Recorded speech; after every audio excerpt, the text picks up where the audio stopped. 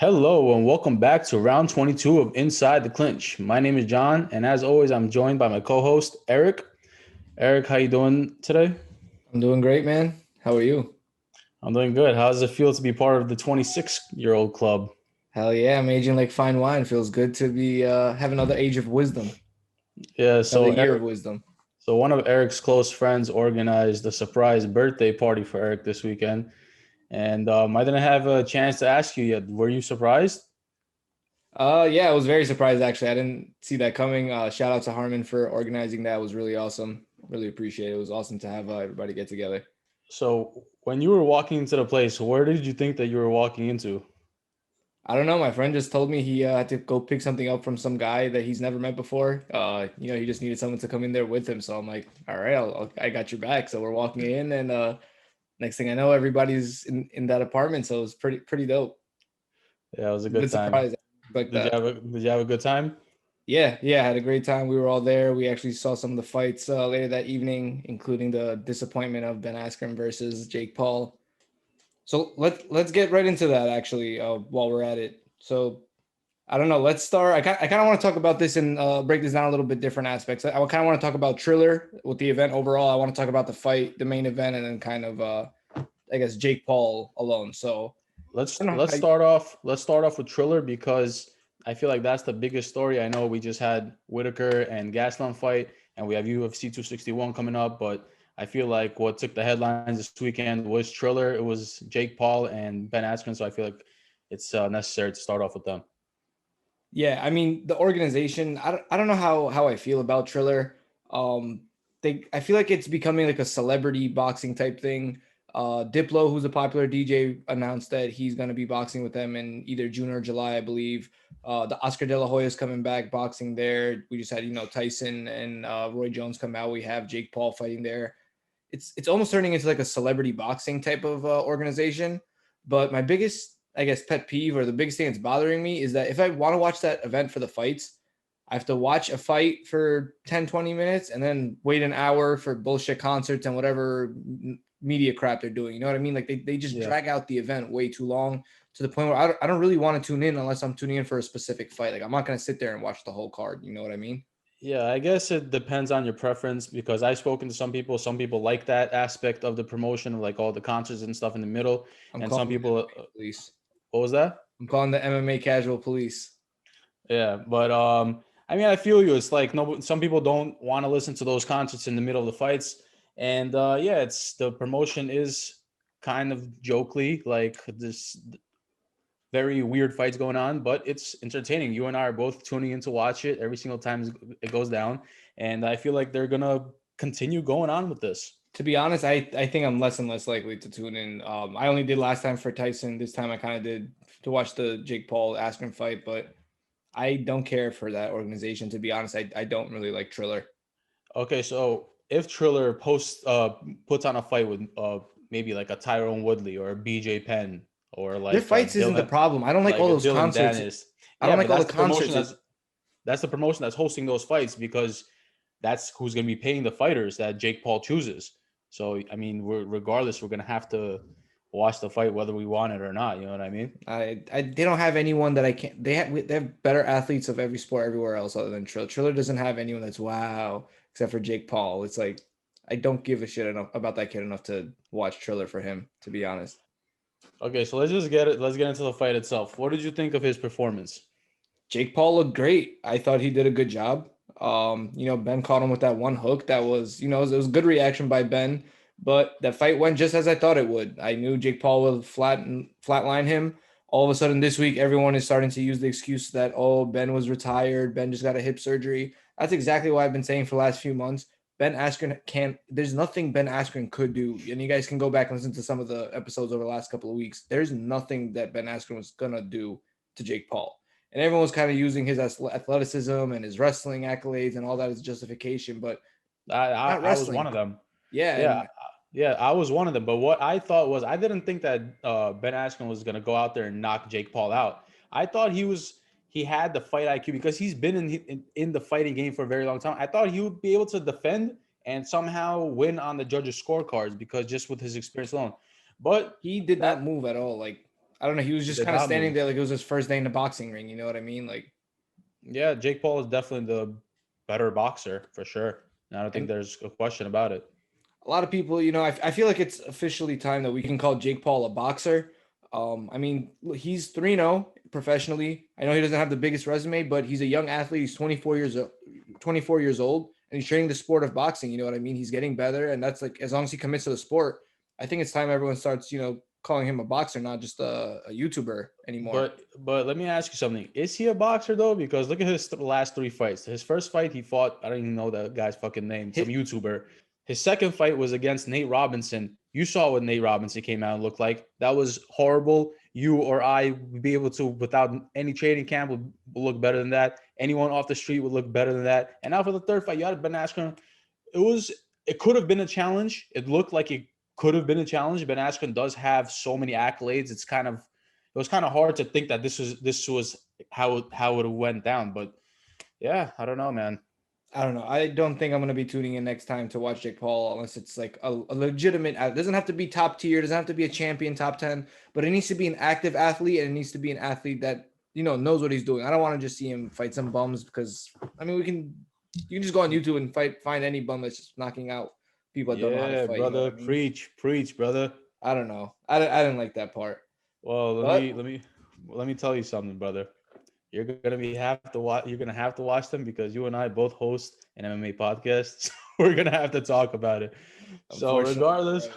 regardless of the fact, you're gonna have to talk about it. But listen, yo, we have to thank Jake Paul because like if you look at our Instagram right now with Jake Paul's post, like the engagement, the clicks that we're getting, just because Jake Paul's fighting is tremendously increase in our like if we post like a Whitaker, for example, we're not gonna get that type of engagement. But with these Jake Paul, everyone is tuning in. It's crazy. I think a lot of people love or hate him. I personally am not I wouldn't consider myself a fan of Jake Paul, but I would say he's a marketing genius. I mean, he kind of has glimpses of the Conor McGregor hype. The whole world is watching, whether they want you to win or to lose. The whole world is watching. I mean, he knows how to play social media. He knows how to get the fans' attention, and he just knows how to use the media as a tool. And I think that's going to be a huge advantage for him. It's the reason he's already getting these paydays, only 3-0. It's the reason he's able to call out like big time boxers, even though he barely has any experience. It's As the far re as marketing, it's the reason he just it's projected he sold 1.6 million pay-per-views. it's Fucking insane. insane. So I actually want to say props to Jake Paul on that. And as far as marketing himself, as far as the athleticism, props to him. Everything else I don't really like about him, but you got to give respect where respect is due. I mean, I feel like that's just his character. But yeah, thus far he's looked good. But as I said, he hasn't faced any real competition. So let me ask you, so who do you want to see him fight next? Like as I mentioned before, Tyron Woodley said some words to him. BJ Penn came out. Even Daniel Cormier came out and said something to Jake Paul. Who do you want to see? Who do you want to see him fight next? I want to see him All fight right.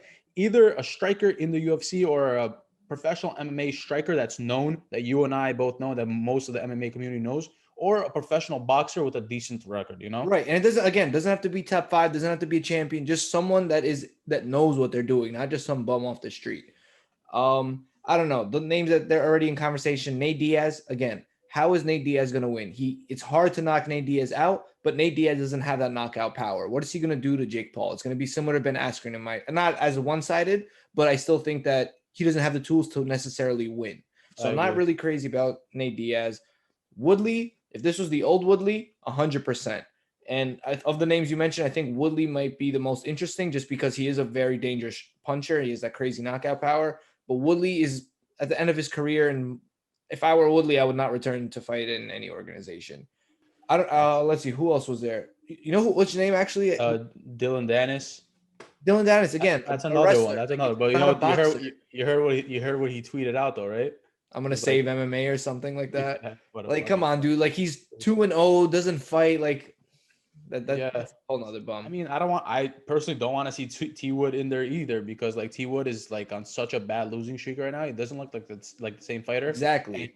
he looks like he's good. You know, he looks so athletic and he looks like he's a good striker. He from his experience from his past fights, you could see that he's a good striker, but he's not the same Tyron Woodley anymore. So he's gonna go out. this guy's gonna fucking knock him out again, and the MMA community is gonna be embarrassed once again. There was one fighter that came into my head that I kind of really want. I for some reason just thought that would be a great matchup. Unfortunately, he's injured now though. Darren Till. If we get a savage like Darren Till in there with Jake Paul, similar size. Fuck yeah. He's a phenomenal striker. Have him in boxing rules. You can limit Darren Till's striking, tools that he has available. Just punches and kicks instead of the elbows and just punches. Yeah. Just punches, not the kicks and elbows. Just boxing. Yeah. I think that would be a good matchup. Unfortunately, he's injured, but I don't know. I feel like that would be a good matchup. He has a bad injury too. He broke his collarbone. Yeah, that's a fucking bad injury. As nice as that matchup would be, though, I would hate to see Darren Till step away from the UFC right now. Especially he's like right there, pretty much at the cusp of a title shot. I don't really want to see him blow an opportunity from stepping away from the sport or getting injured training for boxing or something. So the timing is horrible for Darren Till, but I feel like Darren Till versus Jake Paul, that'd be a fight a lot of people would sign up to see. I agree. That's a phenomenal fight on paper. So if that wasn't enough, we had UFC Fight Night. Kevin Gastelum versus Robert Whitaker. Robert Whitaker put on a clinic versus Kevin Gastelum. Gastelum's ace. I know you're not a huge fan of Gastelum, so what did you think of the fight? Let's go, Bobby Knuckles. My boy done it again. Kelvin Gastelum got his ass pieced up. Whitaker looked phenomenal. He took his time. His striking looked great. His, just everything about him in there looked phenomenal. His movement, he didn't look like he was rushing for a finish. I loved how Robert Whitaker looked in the octagon this weekend. It was phenomenal to see him, pretty much get his spirits back and his confidence back. And I loved what I saw. Yeah, Robert Whitaker has been looking phenomenal. His last 3 fights against monsters, Till, Gastelum, and Cannonier, I believe, were his last 3 fights. With Gastelum, he won 50-45. He dominated the entire fight in all 3 judges' scorecards, I believe. The striking was lopsided. I believe that Whitaker landed, twice as many punches or something along those lines. Whitaker looks good, and I don't see anything else for him besides the Izzy rematch at this time.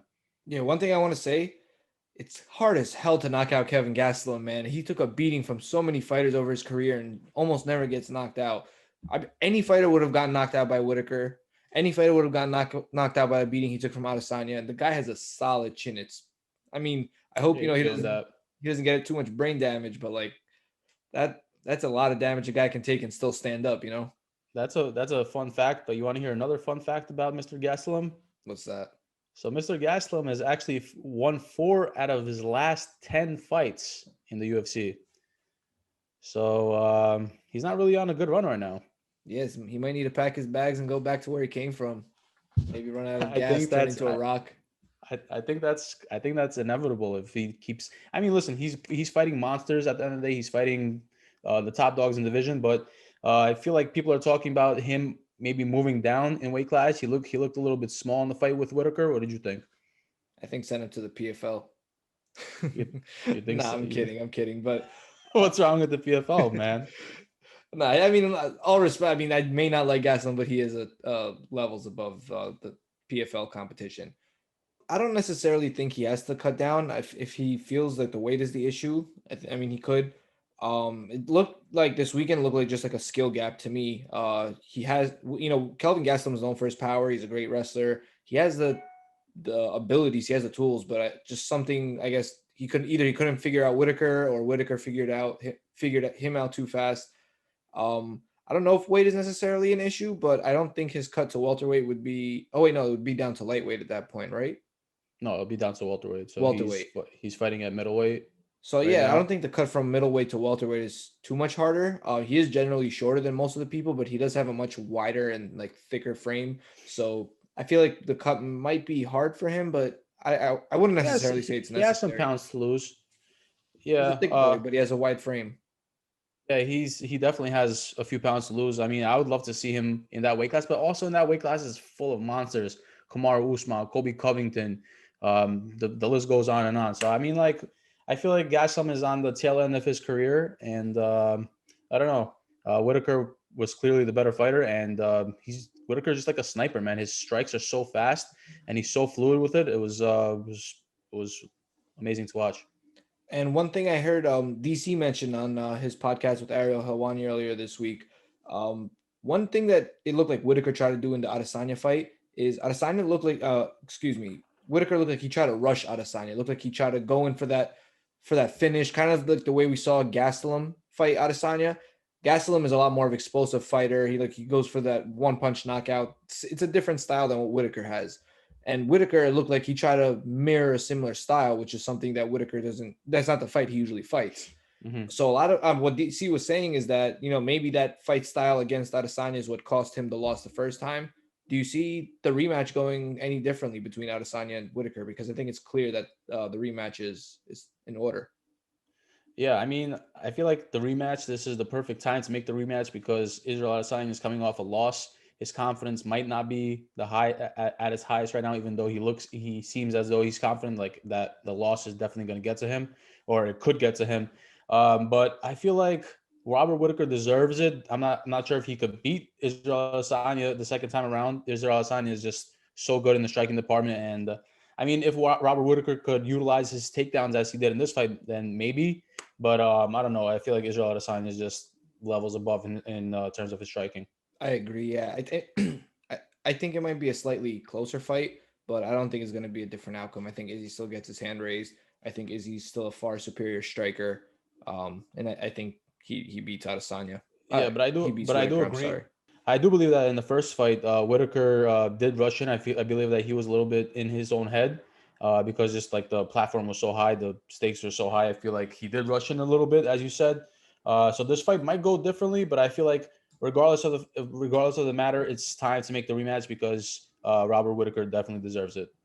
Yeah, absolutely. I don't think there's anyone else. Marvin Vittori, although does have a decent claim as well. I think him and Whitaker has a higher claim to that title right now. If for whatever reason Izzy is unable to fight, Whitaker versus Vittori, I think has to be the number one contender fight to make. But yeah, I think Whitaker has deserved another title shot, but unfortunately, don't think he'll get his hand raised. Also on the card, Andrei Arlovski, the legend, defeated Chase Sherman via unanimous decision. Jacob Malkoun defeated Abdullah Razak Al Hassan via unanimous decision, 30-27, 30-27, 30-27 on all three judges' scorecards. Tracy Cortez, your girl, defeated Justin Kish via split decision. Great fight. And Luis Pena defeated Alex Munoz via split decision, another split decision. So two split decisions on this main card. It was an entertaining card. You and I didn't really get to watch it in its entirety because we were just having too much fun at your birthday. But for the most part, I got to see clips of most of the fights, and it seemed as though it was a pretty entertaining card. Yeah, it was actually an entertaining card. We were watching a little bit throughout the night. We were switching between the boxing and UFC, but the UFC card was definitely a lot more exciting. Like I said, I was kind of bored by the Justin Bieber and all the nonsense concerts on the Triller event, but You don't have Bieber fever? absolutely not. Staying away, quarantining myself. Damn. But in other news, we have UFC 261 coming this weekend. Longly anticipated pay-per-view card. We have 3 title fights. It is going down Saturday, April 24th. The main event is starting at 10 p.m. A lot of big fights. Let's start from the beginning of the main card. We have the rematch with Kamaru Usman and George Masvidal. What are your thoughts, my friend? So, I mean, Jorge Masvidal says that he needed a full training camp or at least a longer training camp to defeat Kamaru Usman.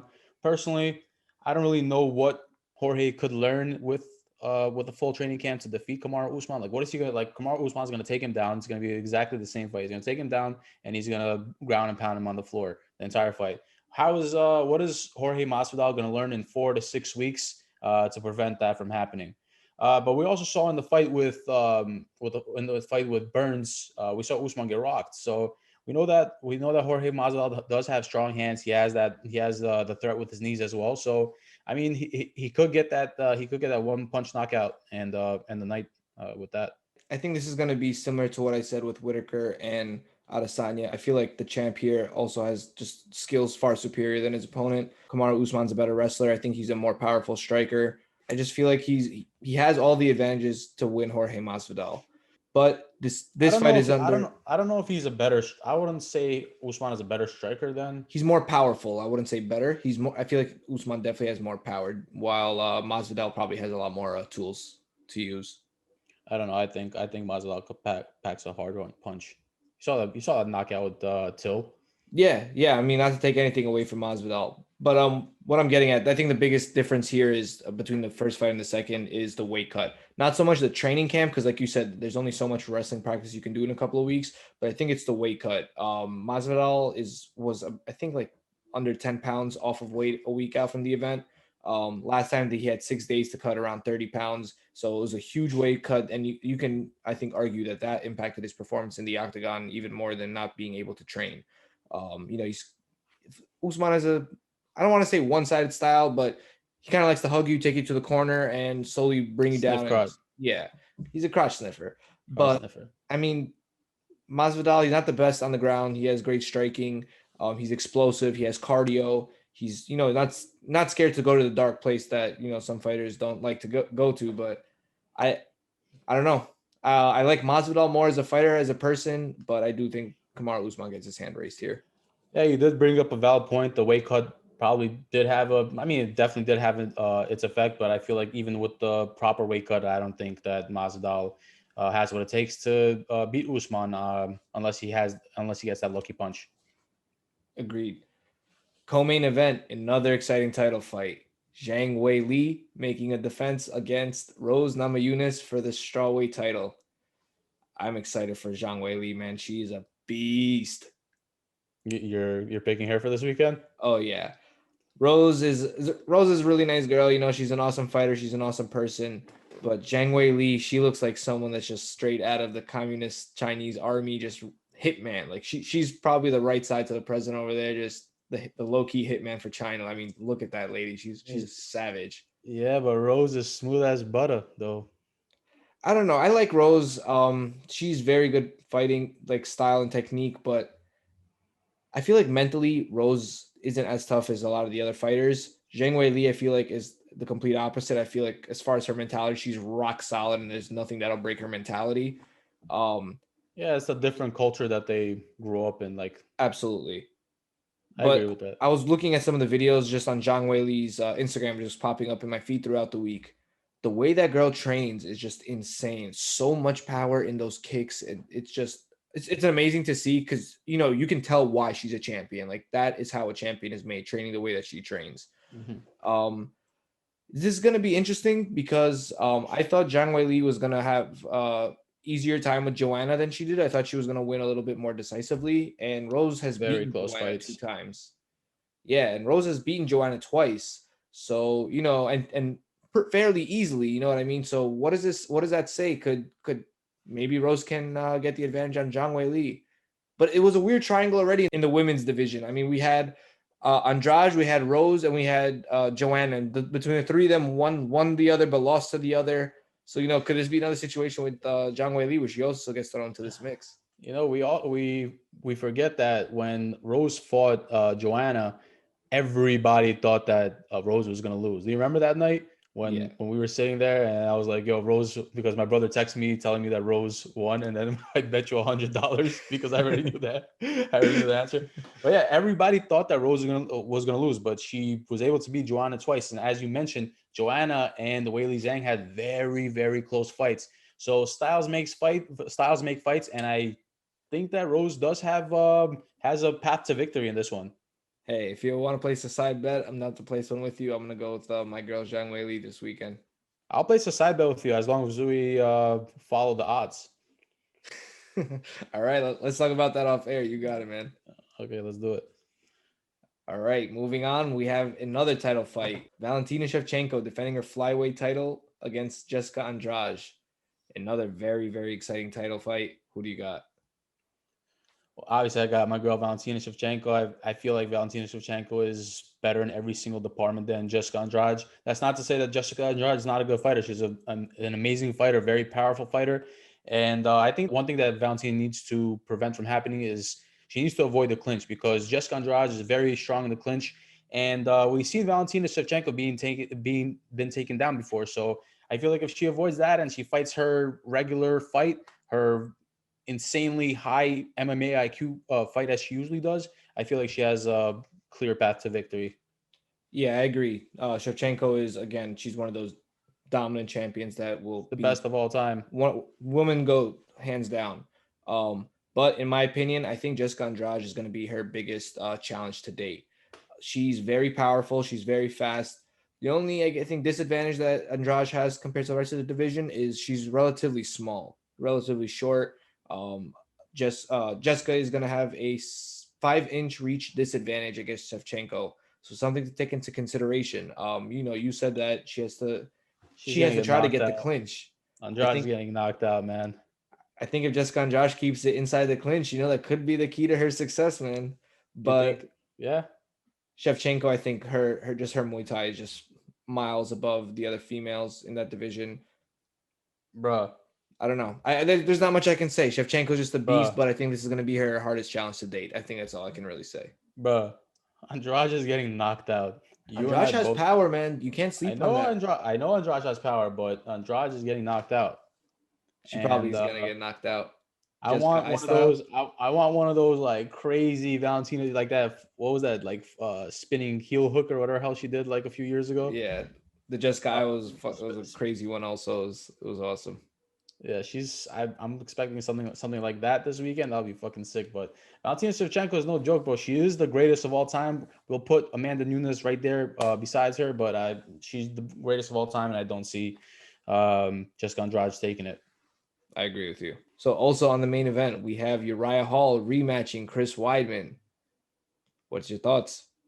So we might be having Chris Weidman as a guest soon. So hopefully Chris Weidman wins this fight and he's going to be in good spirits and agreed to have a small interview with us. But I think I'm going to go with Chris Weidman on this one. I feel like it's going to be a similar fight to the fight where with Chris Weidman and Akhmedov, where it wasn't really the most entertaining fight. It wasn't really pleasant to watch in terms of like the way they fought. But I feel like Weidman is gonna utilize a similar game plan. He's gonna utilize his wrestling, and that's his. I feel like that's the way he's gonna win.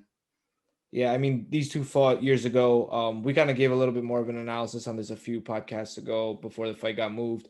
But Weidman surprisingly knocked out Uriah Hall years ago when they fought. Uriah Hall, as we mentioned, is the more seasoned striker, and Weidman's the more seasoned wrestler. But to our surprise, this was, I believe, Ring of the Cage. It was in a smaller organization, but Chris Weidman got the knockout.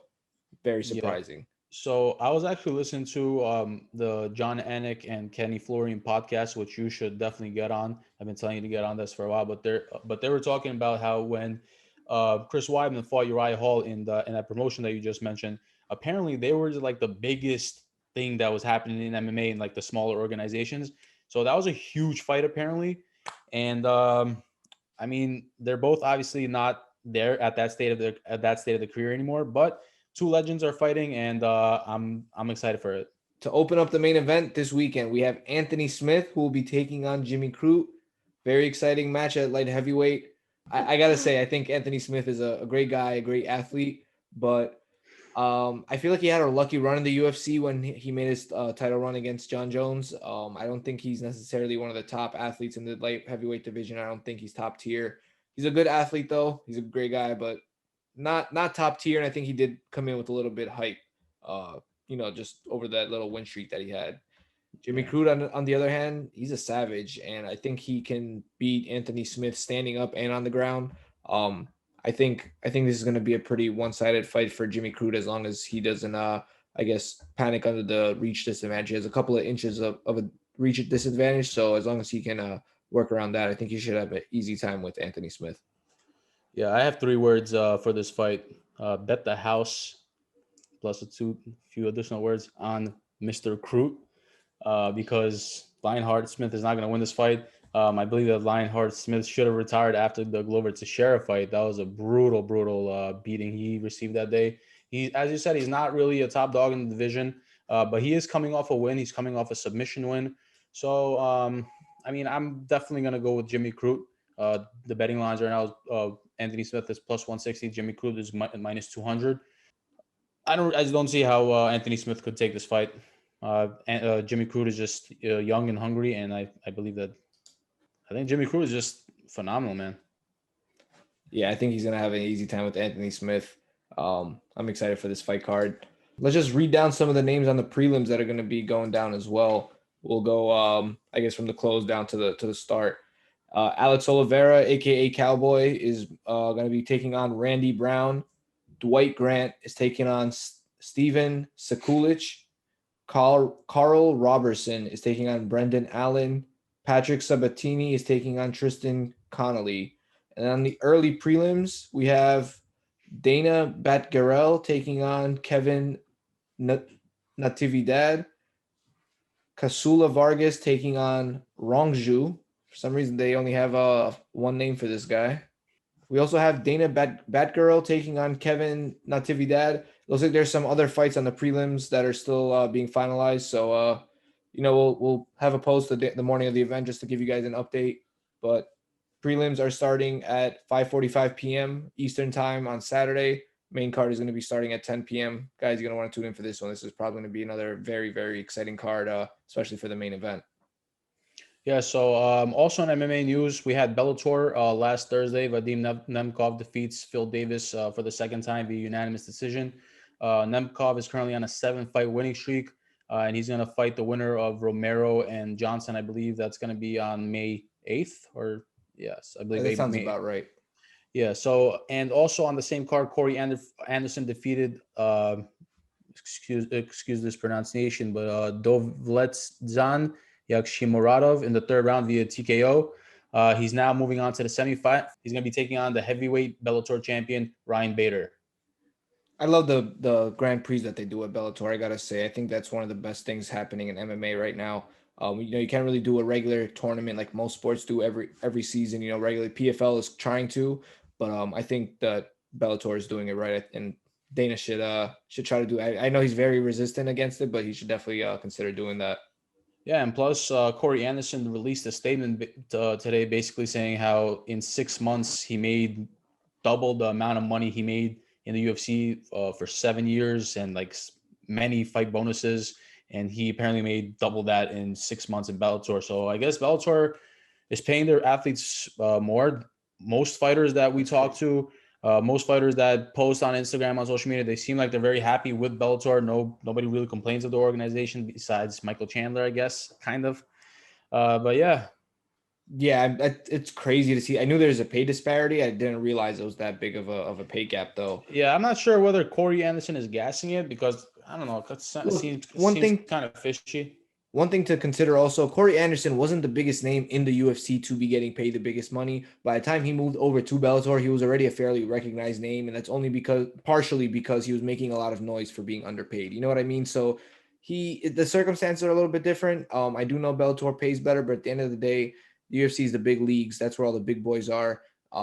You got to be a savage to get paid what the top dogs get paid. But it's not necessarily fair. But if you're gonna be with the big dogs, you got to swim with the sharks.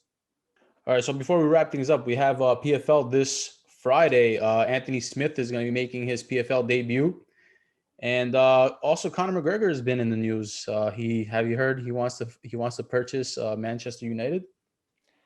That man has too much money and he doesn't know what to do with it. that man has literally some type of brain damage, bro. Like he's out of his mind, that guy.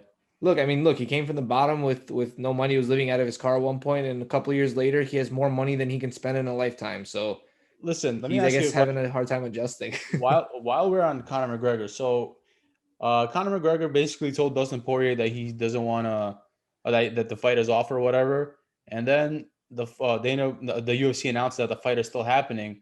But are we just gonna forget that Conor McGregor said that he's not gonna fight Dustin Poirier? Like, what happened to all that? I don't know. I think it's also more hype. It's I don't know. He probably wanted to intimidate Dustin a little bit. I don't know. It's probably some kind of a mental game. I don't know. Dustin won the social media battle, in my opinion. I don't know. I don't know. I like Conor over Dustin for some reason.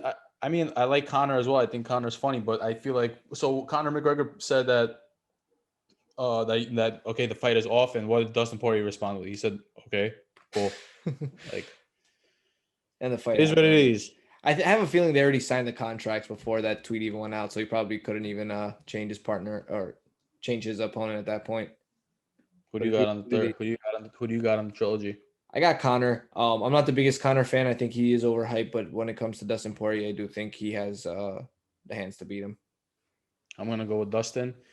But that's it, folks. All right, guys. Thank you for joining another round of Inside the Clinch.